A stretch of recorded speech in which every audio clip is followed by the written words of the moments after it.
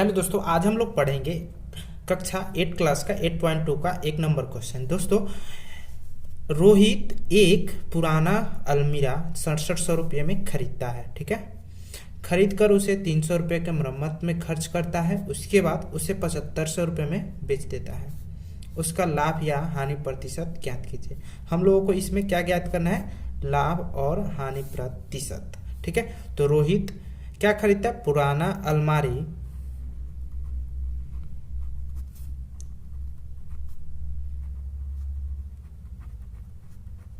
कितना में खरीदता है? 6700 रुपये में। ठीक है, 6700 रुपये में।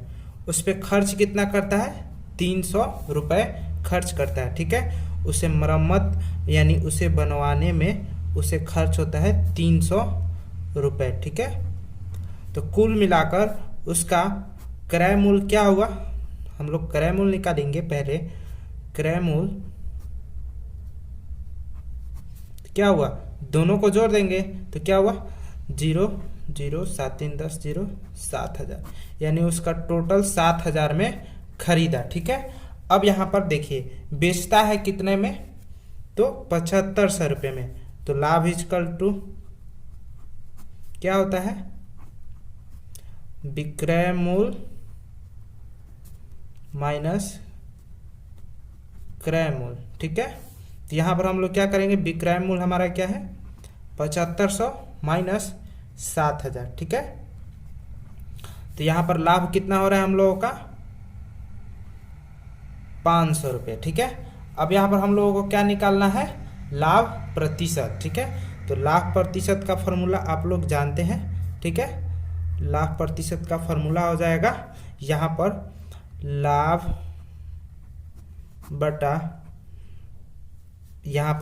बटा क्रय मूल्य इंटू 100। ठीक है, तो लाभ कितना हुआ? 500 रुपया।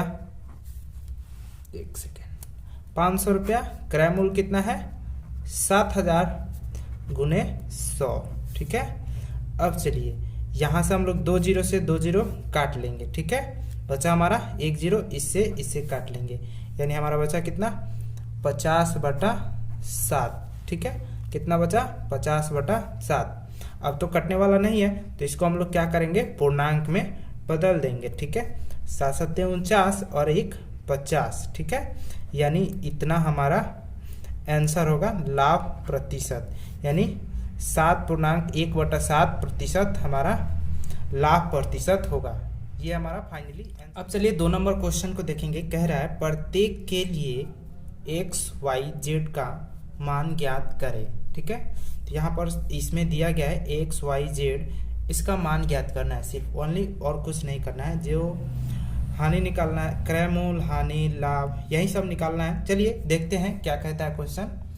XYZ का मान निकालना है सिर्फ, और कुछ नहीं करना है। पहले दिया है खरीद मूल्य, ऊपरी व्यय, क्रय मूल्य, विक्रय मूल्य, लाभ, हानि, लाभ प्रतिशत, हानि प्रतिशत। ठीक है, तो सबसे पहले देखिएगा 1 नंबर क्वेश्चन में सबसे पहले क्रय मूल्य हमारा X है और इसमें विक्रय मूल्य Y है, लाभ प्रतिशत Z है। ठीक है, तो यहाँ पर सबसे पहले हम लोग निकालेंगे क्रय मूल्य, यानी X इजकल टू। ठीक है, तो क्रय मूल्य निकालने के लिए खरीद मूल्य और ऊपरी व्यय को जोड़ लेंगे। ठीक है, तो यहाँ पर खरीद मूल्य कितना दिया गया है हमारे? 1500 रुपये। ठीक है, और ऊपरी व्यय 320 रुपये। ठीक है, अगर समझ में ना आए तो यहाँ पर हम लोग लिख सकते हैं क्रय मूल्य इजकल टू खरीद मूल्य प्लस ऊपरी व्यय। ठीक है, इस तरह क्लियर हो जाता है। ठीक है, और आप लोगों को भी कोई परेशानी नहीं होगी। ठीक है, तो इसको जोड़ेंगे तो क्या आएगा? 1820, यानी ये हमारा हो गया क्रय मूल्य। ठीक है, अब हम लोगों को निकालना है विक्रय मूल्य। ठीक है, तो विक्रय मूल्य निकालने के लिए सबसे पहले हम लोग क्या करेंगे कि इसको तो बेचना होगा तभी ना विक्रय मूल्य निकलेगा। तो इसमें देखिए हम लोगों को लाभ दिया है। लाभ कितना है? 280 रुपये का। ठीक है, तो यहाँ पर हम लोग क्या करेंगे?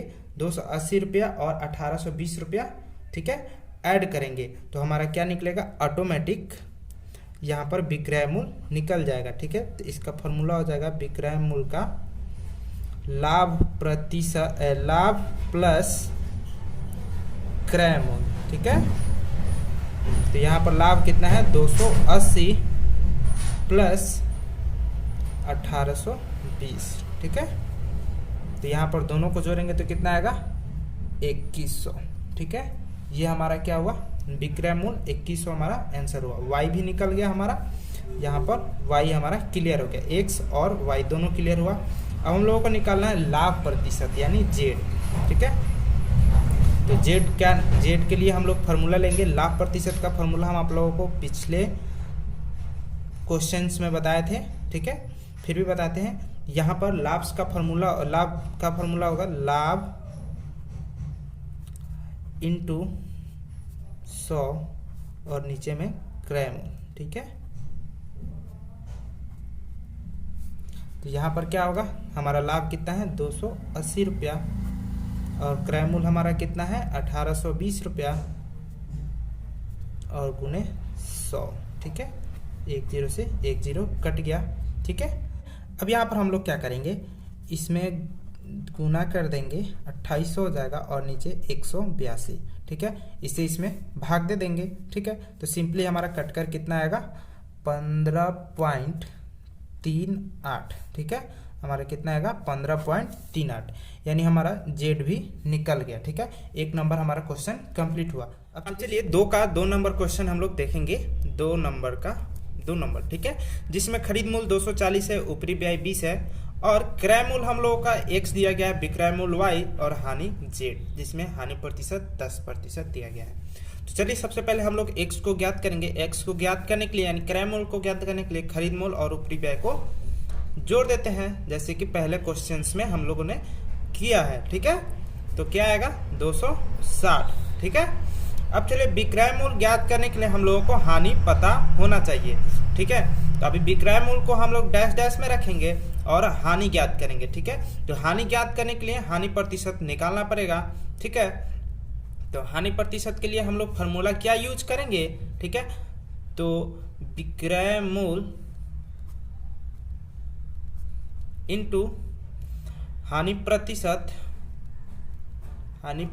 बटा 100। ठीक है, तो हम लोगों को विक्रय मूल्य तो पता नहीं है, तो क्या करेंगे यहाँ पर 260 और माइनस जेड। ठीक है, तो हम लोगों का क्या हो जाएगा जेड माइनस 260, यानी हानि घटेगा तो हम लोगों का विक्रय मूल्य भी ज्ञात हो जाएगा और हानि भी निकल जाएगा। हानि प्रतिशत 10 पहले से दिया गया है बटा 100।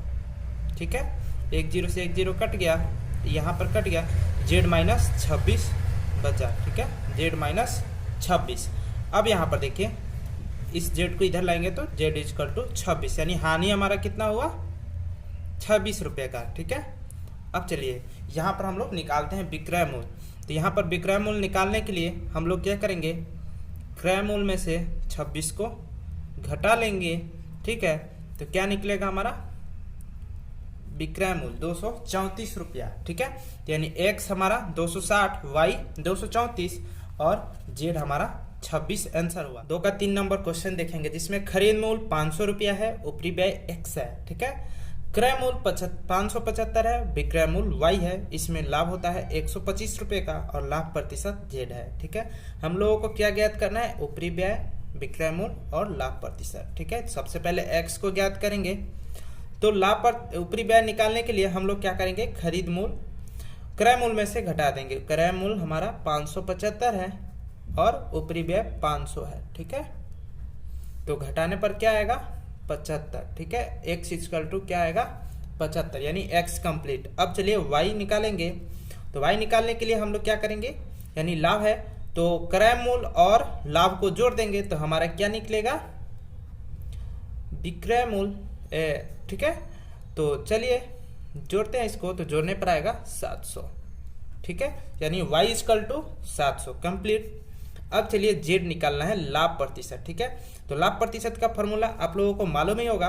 ठीक है, तो चलिए यहाँ पर 125 बटा 575 गुने 100।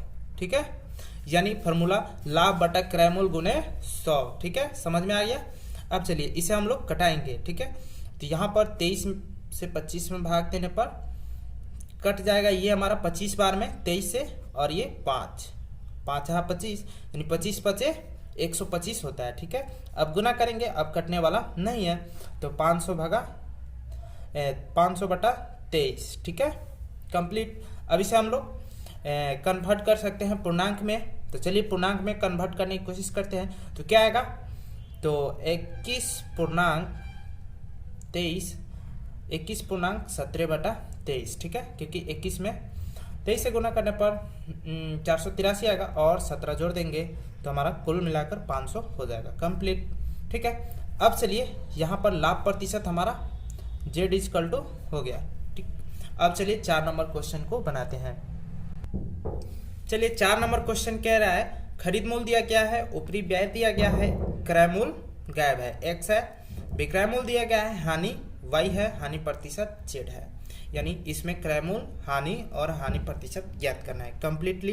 तो चलिए सबसे पहले हम लोग x को ज्ञात करेंगे। क्रय मूल्य ज्ञात करने के लिए ये दोनों को जोड़ देंगे, यानी खरीद मूल्य और ऊपरी व्यय को जोड़ देते हैं, हमेशा की तरह अभी भी जोड़ लेंगे। ठीक है, तो हमारा क्या आएगा, क्रय मूल्य 9200 रुपए। ठीक है, कंप्लीट। अब चलिए हानि को निकालते हैं। तो हानि निकालने के लिए क्रय मूल्य में से विक्रय मूल्य को घटा देते हैं। ठीक है, यानी क्रय मूल्य हमारा 9200 हुआ, तो विक्रय मूल्य कितना है 7200। ठीक है, तो घटाएंगे तो कितना आएगा, सिंपली 2000 रुपए आएंगे। ठीक है, यहाँ तक तो कंप्लीट। अब हानि प्रतिशत निकालते हैं। हानि प्रतिशत का फॉर्मूला आप लोगों को पता होगा, नहीं है तो एक बार फिर से नोट कर लीजिएगा। हानि इंटू 100 बटा विक्रय मूल्य। ठीक है, चलिए इसी पर हम लोग बनाने की कोशिश करेंगे। ठीक है, तो हानि हम लोगों का कितना है 2000 रुपया, बटा विक्रय मूल्य कितना है 7200। ठीक है, गुने 100। ओके, यहाँ तक कोई दिक्कत नहीं है। ठीक है, अब चलिए यहाँ पर हम लोग कटा लेंगे, 20 से 20 कट। ठीक, अब यहाँ पर कटाएंगे हम लोग, तो इसे हम लोग कटा लेंगे। कटेगा हमारा, एक मिनट, पहले सबको एक जगह करते हैं। तो 20 है और यहाँ पर 2 0 3 0। ठीक है, और यहाँ पर बच गया 72। ठीक है, तो इसको कटाएंगे हम लोग, 23 चौका 72 और 500 आएगा, 500 चौका 2000। ठीक, तो क्या बचा 500 बटा 23।